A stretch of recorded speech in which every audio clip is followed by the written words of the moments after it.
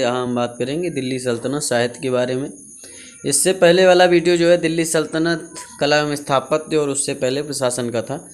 तो ये जो घटना चक्र सीरीज चल रही है पीएस और आरओ एग्जाम के लिए बहुत ज़्यादा इम्पोर्टेंट है। अगर आप घटना चक्र और लूसेंट कंप्लीट करते हैं जो जीके में आप बढ़िया नंबर लाएंगे, मतलब ये कटाफ उटाफ नहीं रैंक वाले नंबर लेकर आएंगे। 140 क्वेश्चन आएंगे आपके प्री में यूपी पीएससी आरओ के। तो ये मान के चल सकते हैं आप जो है 90+ टारगेट आपका हो जाएगा आराम से, अगर आप घटना चक्र सही से करते हैं तो ठीक। और परीक्षावाड़ी की सीरीज़ भी लाएंगे हम, लेकिन अभी घटना चक्र चल रही है। तो चलिए शुरू करते हैं। फ़िलहाल चैनल को सब्सक्राइब करिए, लाइक करिए। तो चलिए शुरू करते हैं। देखिए, दिल्ली सल्तनत साहित्य की बात करें तो अबुल हसन यामुनुद्दीन खुसरो, जिसे प्राय अमीर खुसरो के नाम से जाना जाता है। मतलब अमीर खुसरो का जो नाम है फुल वाला वो अबुल हसन यामुनुद्दीन खुसरो, जैसे एपीजे अब्दुल कलाम का होता है अबुल पैकर जैनुल आबदीन अब्दुल कलाम, तो उसी तरह इनका भी लंबा वाला नाम है, समझिएगा। इनका जन्म 1253 ईस्वी में हुआ, 651 हिजरी संवत था। उत्तर प्रदेश के कासगंज में हुआ है, काशीराम नगर अब इसका नाम हो गया कासगंज का। तो कासगंज के काशी राम नगर जिले के पटियाली, ये जिला है आपका कासगंज, अब तो काशी नगर नाम हो गया। तो इसी के जिले के पटियाली नामक स्थान पर, मतलब पटियाली नामक गांव में हुआ है। खुसरो ने स्वयं को तृतीय हिंद कहा, मतलब हिंद का तोता उन्होंने खुद को कहा है, खुद ही कहा था। वह 8 वर्ष की आयु में ही कविता रचने लगे थे, बहुत ही विद्वान थे। मतलब 8 वर्ष छोटी सी उम्र होती है, उसी में कविता वगैरह करने लगे। ऐतिहासिक विषय को लेकर उसकी पहली मसनबी किरान उस सादिन है, जो मतलब उन्होंने पहली विषय लिखा था वो मसनबी किरान उस सादिन लिखा है। उनकी अन्य रचनाओं में मिफ्ताह उल फुतूह है, तारीख़ दिल्ली है, खजाइन उल फुतूह है, तारीख़ अलाई, आसिका, नूह सिपहर और तुगलक नामा। ये इम्पोर्टेंट है, तुगलक नामा पूछा जाता किसने लिखा है, तो अमीर खुसरो जी ने लिखा है, इतना आप याद रखिए, ठीक। हुमायूं नामा आपकी गुलबदन बेगम ने लिखा है। बाबर नामा बाबर ने खुद ही लिखा है, ठीक है। तो ये आप समझ सकते हैं। अकबर नामा किसने लिखा, ये आप कमेंट सेक्शन में बताइए। तुगलक नामा, क्योंकि अकबर तो पढ़ा लिखा था नहीं, तो आप लोग बताइए अकबर नामा किसने लिखा है। तो तुगलक नामा अमीर खुसरो की अंतिम ऐतिहासिक मसनबी है, ठीक। अमीर खुसरो की अंतिम ऐतिहासिक मसनबी, मतलब जो उनकी राइटिंग है लास्ट उन्होंने लिखा है। खुसरो पहला मुसलमान था जिसने भारतीय होने का दावा किया और वो गर्व भी करता था कि मैं भारतीय हूँ। अमीर खुसरो स्वयं कहता था कि मैं तुर्की भारतीय हूँ और हिंदी बोलता हूँ। भारत में कव्वाली नामक संगीत शैली के प्रारंभिक रूप के आरंभकर्ता की बात की जाए तो अमीर खुसरो थे। उन्होंने ही कव्वाली की शुरुआत भारत में की है, ठीक। और कव्वाली के जन्मदाता कौन है, अमीर खुसरो। एक क्वेश्चन आया हुआ है। नई फारसी काव्य शैली सबक हिंदी या हिंदुस्तानी शैली, जो मतलब नई फारसी काव्य शैली है, कविता की शैली, सबक हिंदी या हिंदुस्तानी शैली के जन्मदाता कौन है, वो भी अमीर खुसरो हैं। उसका मतलब अमीर खुसरो बढ़िया क्वेश्चन आते हैं, इतना आप मान के चल सकते हैं। उसका कहना था कि न लफ्ज़ हिंदी वस तज फारसी कम, अर्थात हिंदी का शब्द जो है ना वो फारसी से कम नहीं है। हम तो कहते हैं हिंदी का शब्द जो है ना वो फारसी से लाख गुना ज़्यादा अच्छा है, क्योंकि हिंदी हमारी माँ है, ठीक है। तो संगीत यंत्रों तबला तथा सितार का प्रचलन 13वीं शताब्दी में किया गया। किसके द्वारा, अमीर खुसरो के द्वारा। संगीत यंत्र जो तबला था उसका आविष्कार किसके द्वारा किया गया, अमीर खुसरो के द्वारा किया गया। और भारत में फारसी साहित्य का विकास जो है मुस्लिम विजेताओं के आगमन से हुआ था। जब भी मुस्लिम विजेता हुए, जैसे मोहम्मद बिन कासिम हो गए, महमूद गजनबी, तो इनका जो शुरुआती दौर था तभी से भारत में फारसी साहित्य का आरंभ हो गया था भाई। अलबरनी हो गए, आपके फिरदौसी हो गए, वेहाकी हो गए, ये सब क्या थे, फारसी साहित्यकार थे। सभी आए यहाँ पर, उन्होंने रचनाएँ करी, यहाँ इसे एक नवीन रूप प्रदान किया गया फारसी को। दिल्ली सल्तनत की स्थापना के बाद फारसी को राजभाषा का स्थान प्राप्त हो गया भैया। तो मुग़ल काल में क्या, मुग़ल काल में तो फारसी राजभाषा हो गई थी, समझिए बात को, ठीक। तबकात नासरी मिनहाज उस सिराज का एक ग्रंथ है जो सुल्तान नसीरुद्दीन को समर्पित है। एक सुल्तान नसीरुद्दीन है, उनको जो है समर्पित है, कौन, तबकात नासरी मिनहाज उस सिराज। शम्स सिराज अफ़ीक तथा जियाउद्दीन बर्नी ने एक ही नाम से अलग अलग किताब, मतलब आपके जो शम्स सिराज और अफ़ीक और तथा जियाउद्दीन बर्नी, एक ही नाम है, अलग अलग नाम नहीं है, एक ही नाम है, शॉर्टकट नेम है, ठीक। आप समझिए भैया। और तथा जियाउद्दीन बर्नी ने एक ही नाम से अलग अलग किताब लिखी है। तारिक फिरोज शाही। तो तारिक फिरोज शाही दो लोगों ने लिखी, एक जियाउद्दीन बर्नी ने, एक शम्स सिराज अफीक ने। ताजुल मासिर को सदरुद्दीन मोहम्मद हसन निजामी ने लिखा। ताजुल मासिर बहुत क्वेश्चन में आया है, मतलब PCS लेवल तक आ चुका है। ताजुल मासिर किसने लिखा है? हसन निजामी ने लिखा है। यहिया बिन अहमद ने सैयद शासक मुबारक शाह के संरक्षण में तारीख़ मुबारक शाही लिखी है। जो सैयद शासक थे तारीख़ आपके मुबारक शाह, उन्हीं के ऊपर उन्होंने यहिया बिन अहमद ने तारीख़ मुबारक शाही लिखी है, जो सैयद शासकों के इतिहास को जानने का एकमात्र साधन है। शम्स सिराज अफीक तथा भाई सैयद वंश आपका क्या, सैयद वंश किसके बाद में आता है? देखिए आपके गुलाम वंश होते हैं, फिर आपका खिलजी वंश होता है, फिर तुगलक होता है, फिर सैयद होता है, उसके बाद लोधी होता है। तो सैयद वंश वहाँ भी होता है, और मुग़ल काल में भी कुछ लोग जो है सैयद के थे।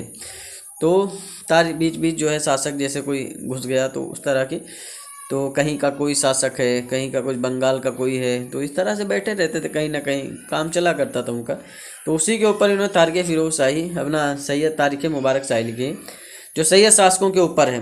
शम्स सिराज अफीक तथा जियाउद्दीन बर्नी ने अलग अलग तारीख़ फिरोज शाही की, तथा ख्वाजा अबू मलिक इसामी ने फुतूह उस सलातीन की रचना की है। वो तो बताया ही मैंने कि शम्स सिराज अफीक नाम थे, और जियाउद्दीन बर्नी ने तारीख़ फिरोज शाही की रचना अलग अलग की है, दो लोगों ने की। राणा कुंभा भी संगीत के बहुत बड़े जानकार थे, और राणा कुंभा के साथ साथ साहित्य कला का राणा कुंभा को संगीत के साथ साथ साहित्य और कला का भी बहुत शौक था। उसने संगीत शास्त्र पर संगीत मीमांसा, संगीत राज आदि ग्रंथों का प्रणयन मतलब उन्होंने संकलन किया। और तुगलक वंशीय शासक फिरोज शाह तुगलक ने अपना संस्मरण लिखा है। जो फिरोज शाह तुगलक थे उन्होंने अपना संस्मरण खुद लिखा है, फुतुहात फिरोज शाही। तो ये सारी चीज़ें आप समझ चुके हैं। अब हम जो है क्वेश्चन आंसर की तरफ बढ़ते हैं, मतलब जो है क्वेश्चन आंसर से आपके दिमाग की बत्ती एकदम खुल जाएगी, समझिए बात को। शुरू कर रहे हैं यहाँ पर। किताबुल हिंद रचना की प्रसिद्ध लेखक का नाम क्या था? इसका आपको आंसर देना। तो सिंपल सी बात है, अलबर्नी था। किताबुल हिंद, किताबुल यामनी जो भी लिखा है ना, वो अलबर्नी ने लिखा है। किसका जो है इतिहासकार था? तो आपके महमूद गजनबी का था। महमूद गजनबी ने 1025-26 में आपके भारत ने उस पर आपके सोमनाथ मंदिर पर आक्रमण भी किया था, तो ये भी याद रखना। अमीर खुसरो का जन्म कहाँ हुआ था? तो आपको बताया गया है कि कासगंज में हुआ था। ठीक, कासगंज में आपका इनका, और कासगंज कहाँ है? एटा में है। कासगंज एटा में, तो एटा लगा दीजिए। अबुल हसन यामुनुद्दीन खुसरो, जिसे प्रायः अमीर खुसरो का, इनका पूरा नाम क्या है? अबुल हसन यामुनुद्दीन खुसरो, अमीर खुसरो के नाम से जाना जाता है। और 1253 में उत्तर प्रदेश के, जो उत्तर प्रदेश आपका यूपी है, वहाँ के कासगंज काशीराम नगर, जिसका नाम काशीराम नगर पड़ गया, ये जिला है, तो इसी के एक पटियाली एक गांव है, वहीं पर इनका जन्म हुआ था। तो एटा में अगर जिला पूछता तो एटा लगा देना। ठीक, मतलब जिला पूछता है ना, तो आपका कासगंज लगा देना और एटा आपका हो जाएगा। ठीक, और इस समय जो है आपका अमीर खुसरो का जन्म मध्यकालीन अथवा 1253, इसमें हरीशचंद्र वर्मा की कोई किताब है उसी के ऊपर आधार पर बताया गया है। तृतीय हिंद का आज किसे कहा जाता है? मतलब हिंद का तोता किसे कहा जाता है? हिंद का तोता अमीर खुसरो कहा जाता है। इनका जन्म पटियाली में हुआ था, बस पटियाली याद रखना, मेंस में पूछा गया क्वेश्चन है, आम झाम क्वेश्चन मत समझिए इसे। हिंदुस्तान का तोता अमीर खुसरो, पटियाली नामक गांव, कासगंज, एटा। अमीर खुसरो ने किसके विकास में अग्रगामी भूमिका निभाई है? तो खड़ी बोली बहुत बढ़िया ये बोलते थे, मतलब खड़ी बोली का आविष्कार इन्होंने ही किया है। किसने? अमीर खुसरो ने। खुसरो ने विभिन्न भारतीय बोलचाल की भाषाओं को सीखा, विशेषतः हिंदी, जिससे वह सर्वाधिक प्रेम करते थे। खुसरो पहला मुसलमान था जो कहता था कि मुझे भारतीय होने का दावा करता था, और भारतीय होने पर वो गर्व भी करता था। वह स्वयं कहता था कि मैं तुर्की हूँ, भारतीय हूँ और हिंदी बोलता हूँ। उसने खड़ी बोली के विकास में अग्रगामी भूमिका निभाई। वैसे आजकल के भारत में देखा जाए तो कई लोग अपने आप को भारतीय कहने में संकोच करते हैं। अभी जो है पाकिस्तान जीत जाता है ना, तो फिर जो है गोले दगते हैं, अपने ही भारत के अंदर बता रहे हैं। ठीक, कुछ इलाके होते हैं जहाँ दगते हैं, और उसके बाद अगर भारत जो है जीत गया तो टीवियाँ भी फोड़ी जाती हैं इसी भारत के अंदर। तो सीखो कुछ, अमीर खुसरो से सीख लो भैया। लेकिन सीखना कहाँ है तुम लोगों को? अब्दुल कलाम आज़ाद से सीख लीजिए, आप नहीं सीखना है। ठीक, तो कोई बात नहीं।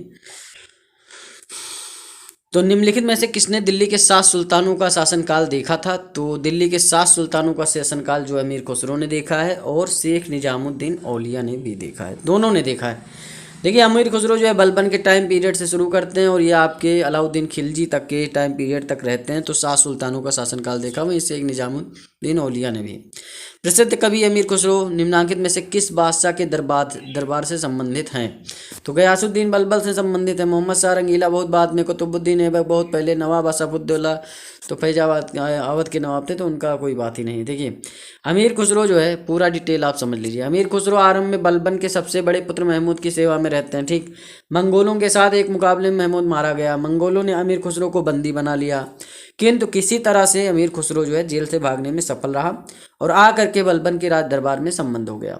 अमीर खुसरो बलबन, केकूबाद, जलालुद्दीन खिलजी, अलाउद्दीन खिलजी, मुबारक शाह, गयासुद्दीन तुगलक और मोहम्मद बिन तुगलक, मतलब बलबन से शुरू होता है और मोहम्मद बिन तुगलक तक जो है जाता है। सोचिए टोटल 7 सुल्तानों का शासनकाल देखता है, समझिए बात को।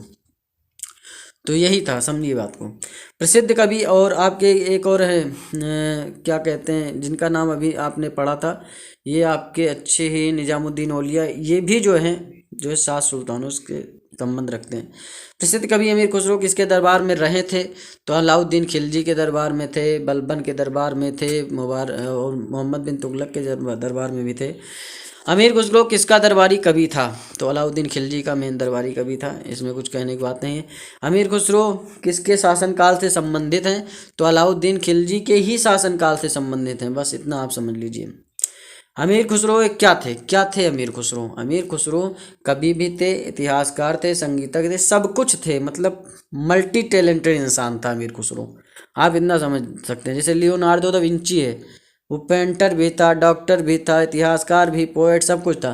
तो ये भी कवि, संगीतज्ञ, इतिहासकार सब थे, समझिए बात को। खड़ी बोली का आविष्कार इन्होंने किया था, तो ये हिंद कहा जाता है। सबके हिंद या हिंदुस्तानी शैली, ये भी आपके अमीर खुसरो बहुत टैलेंटेड इंसान था, समझिए बात को। चलिए आगे बढ़ते हैं। किसने हिंदी खड़ी बोली का जनक माना जाता है? हिंदी खड़ी बोली का जनक अमीर खुसरो को माना जाता है, बस इसमें कुछ कहना नहीं है। हिंदी और फारसी दोनों भाषाओं का विद्वान कौन था? तो अमीर खुसरो था। फारसी बढ़िया बोलता था, हिंदी भी, और अपने भारतीय होने पे गर्व करता था, ये भी बढ़िया अच्छी बात है। निम्न में से कौन भारती का प्रथम कवि था जिसने अपनी कविता में भारतीय पर्यावरण को चित्रित किया है? तो अमीर खुसरो। भैया आप खाते इस जमीन का, रहते इस जमीन पे, गाते कहीं का है, तो वही तो हो गया ना कि थाली में छेद करना। तो इससे लोगों सावधान रहना है, समझिए बात को। लेकिन अमीर खुसरो बहुत ही देशभक्त था। प्रसिद्ध फारसी कवि अमीर खुसरो निजामुद्दीन औलिया के शिष्य थे। नई भारतीय काव्य शैली सबके हिंदी या हिंदुस्तानी शैली के जन्मदाता थे, और तृतीय हिंद को हिंदुस्तान का तोता कहा जाता है। अमीर खुसरो की रचनाओं का महत्वपूर्ण तत्व भारतीय परिवार के इर्द गिर्द रचनाओं का आविष्कार है। ठीक, हिंदू देवी देवताओं तथा मुस्लिम संतों की प्रशंसा में रचित गीतों का संग्रह किताब ए नोरस इब्राहिम आदिल शाह द्वितीय द्वारा लिखा गया है। और भारत में कव्वाली से जाने वाली संगीत शैली प्रारंभिक रूप से अमीर खुसरो। तो ये दूसरा वाला तो एकदम सही है, पहला वाला देख लेते हैं क्योंकि पहले वाला मुझे भी नहीं पता है, तो देख ही लेते हैं। तो बीजापुर के सुल्तान इब्राहिम आदिल शाह द्वितीय ने हिंदी गीत संग्रह किताब ए नोरस की रचना की है। किताब ए नोरस की रचना आपकी की है, तो ये भी सही हो जाएगा। एक और दो दोनों सही। आईएएस में पूछा जाएगा क्वेश्चन, समझिए बात को, छोटा मोटा क्वेश्चन नहीं। तबकात ए नासरी का लेखक कौन है? तो मिनहाज उस सिराज। तबकात ए नासरी एक पुस्तक है, उसका लेखक कौन है? मिनहाज उस सिराज है। और ये ग्रंथ है जो सुल्तान नसीरुद्दीन को समर्पित है। यह ग्रंथ 23 अध्यायों में एच.जी. रावर्टी एक जो है मतलब राइटर हैं, इसका अंग्रेजी में इन्होंने अनुवाद किया है। और इस पुस्तक में क्या है पता है? तबकात ए नासरी में ये भी जान लो, मोहम्मद गौरी की भारत विजय का प्रत्यक्ष वर्णन मिलता है। तबकात ए नासरी क्या है? एक बुक है जिसमें जो है मोहम्मद गौरी के भारत विजय का प्रत्यक्ष वर्णन मिलता है, और इसे लिखा है मिनहाजुज सिराज ने, जिसने ये कहा था कि कुतुबुद्दीन ऐबक ने अपने नाम की मुद्राएं प्रसारित की और खुतबा पढ़वाया था। चलिए आगे चलते हैं। निम्नलिखित ग्रंथों पर विचार करिए और इन्हें जो है कालानुक्रम अनुसार व्यवस्थित करिए, यही आपको बताना है। अब देखिए इसमें जो है तबकात ए नासरी तो पता ही है आपको किसने लिखी है। फतवा ए जहांदरी पुस्तक के लेखक जियाउद्दीन बरनी हैं, ठीक। और पृथ्वीराज रासो के लेखक जो हैं वो चंदबरदाई हैं।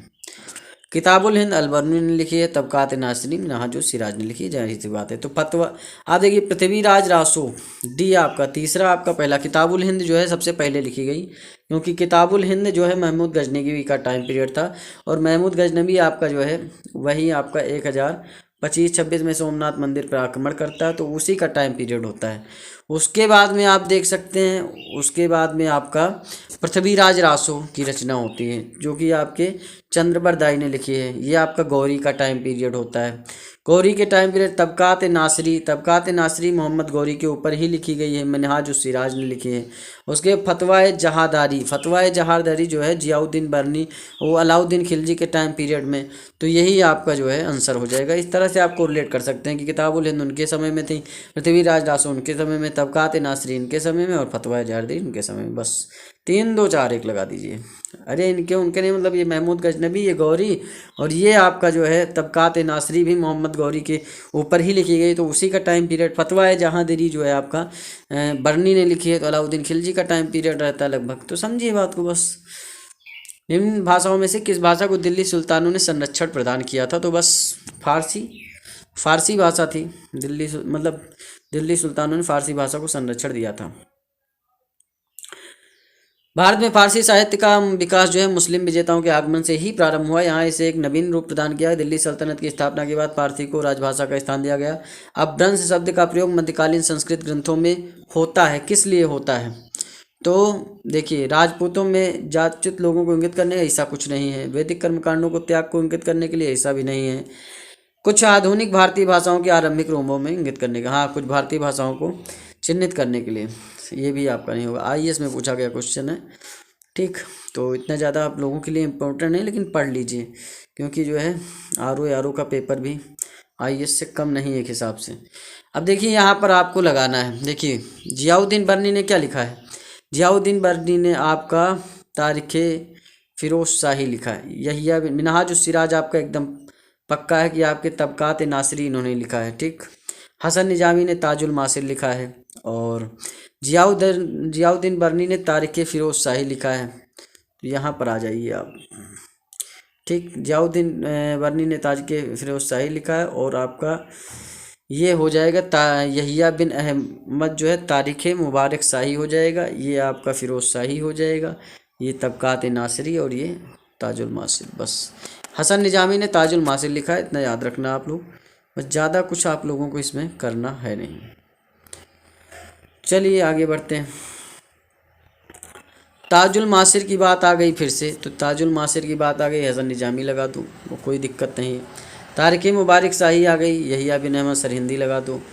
फतवाए जहांदरी जियाउद्दीन बर्नी लगा दो। अब खजाइन उल फतवा बचा है, अमीर खुसरो लगा दो। बस कुछ नहीं करना है, कुछ नहीं करना है। तारीख़े फिरोज शाही आ गया, तो जियाउद्दीन बर्नी ने भी लिखी है, और शम्स सिराज अफ़ीक ने भी लिखी है। यहाँ पर गलतियाँ हो सकती हैं। तो तारीख़े फिरोज शाही किसने शम्स सिराज अफ़ीक और जियाउद्दीन बर्नी दोनों सल्तनत कालीन इतिहासकारों के द्वारा लिखी गई पुस्तकों का नाम है। और मध्य प्रदेश लोक सेवा आयोग ने इस प्रश्न का उत्तर अपनी प्रारंभिक उत्तर कुंजी में विकल्प बी को माना है। तो बर्नी आप लगा सकते हैं वैसे, लेकिन जो है दोनों ने लिखा है, बस इतना आप समझ सकते हैं। अब देखिए सुमेलित करना है यहाँ पर, ठीक। तारीख़े हिंद, तारीख़े दिल्ली, इब्न बतूता, ये सारी चीज़ें देखनी है। चलिए, तारीख़े हिंद जो है अलबर्नी ने लिखा है, ठीक। तारीख़े हिंद अलबर्नी ने, तारीख़े दिल्ली खुसरो ने, रहला तबकात नासरी ने लिखा है। तो यहाँ आपका ये हो जाएगा तारीख़े हिंद अलबर्नी, तारीख़े दिल्ली खुसरो, रहला इब्न बतूता, तबकात नासरी मिनहाज उस सिराज ने लिखा है। तबकात नासरी तो आपको मिनहाज उस सिराज पता ही रहता है, उसमें कुछ, इसमें शॉर्टकट नेम दे रखा है, इसीलिए कन्फ्यूजन हो गया। देखिए तबकात नासरी मिनहाज हो जाएगा, ठीक। और आपका तारीख़े हिंद, तारीख़े दिल्ली, ये आप देख लीजिएगा। तो यहाँ भी वही सब चीज़ें मिलानी हैं, ठीक। इतने टफ क्वेश्चन वैसे आने नहीं हैं आपके उसमें, लेकिन फिर भी देख लीजिए आप, ये आप पढ़ लीजिए। हकाइक़ हिंदी जो है किसने लिखी है? अब्दुल वहीद बिलग्रामी ने। तहज़्ज़ुबुल अखलाक इब्न मिस्कविया ने। कुंजुल तिजार जियाउद्दीन, ये मोहम्मद, ये इतने टफ क्वेश्चन नहीं आने। फ़यादुल फ़वाद नामक पुस्तक शेख निजामुद्दीन औलिया की बातचीत का विवरण है, इसका संकलन किसने किया है? तो ये आप एक बार रख लीजिएगा कि फ़वाइदुल फ़वाद जो है वो आपके शेख निजामुद्दीन औलिया की बातचीत का विवरण है। तो इसे लिखा है आपके आमिर हसन सिजी ने लिखा है। ये इंपॉर्टेंट आपके लिए, ये आप नोट कर सकते हैं। निम्न में से किस संगीत वाद्य को हिंदू मुस्लिम गान वाद्यों का सबसे श्रेष्ठ मिश्रण माना जाता है? तो सब सितार को सबसे श्रेष्ठ मिश्रण माना जाता है। ये हिंदू मुस्लिम गान का प्रसिद्ध आपका वो है। आरएस में पूछा गया। संगीत यंत्र तबला का प्रचलन किसके समय में हुआ? तो अमीर खुसरो ने किया। इसके जन्मदाता ये तबला के। कौन सा राजपूत राजा संगीत पर एक पुस्तक के लेखक के रूप में जाना जाता है? तो बस आपके राणा कुंभा ने लिखा था।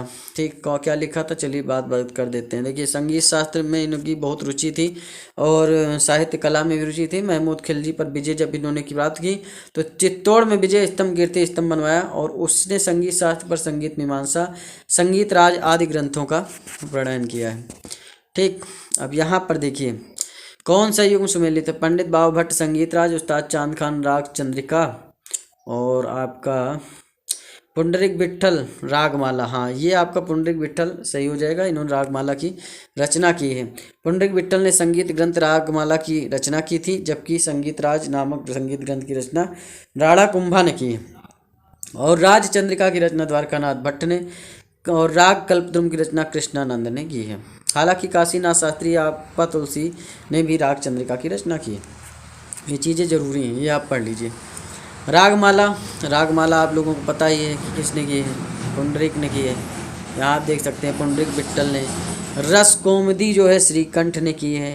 ठीक, और राग विभोद जो आपके किए हैं वो सोमनाथ ने की। तो यहाँ आप देख सकते हैं। ठीक, रागमाला आपकी पुंडरिक विट्ठल ने की है। रस कौमुदी जो की है आपके श्रीकंठ ने की है। राग विभोद आपके सोमनाथ ने की है और चतुर्दंडी प्रकाशिका वेंकट रमन ने की है। तो आपका ए हो जाएगा, यही सही हो जाएगा। दिल्ली का सुल्तान जिसने अपने संस्मरण लिखे थे, किसने लिखे थे? तो आपके फिरोज शाह तुगलक ने। तुझके फिरोज शाही उन्होंने लिखा था। फुतुहात फिरोज शाही, तुझके नहीं।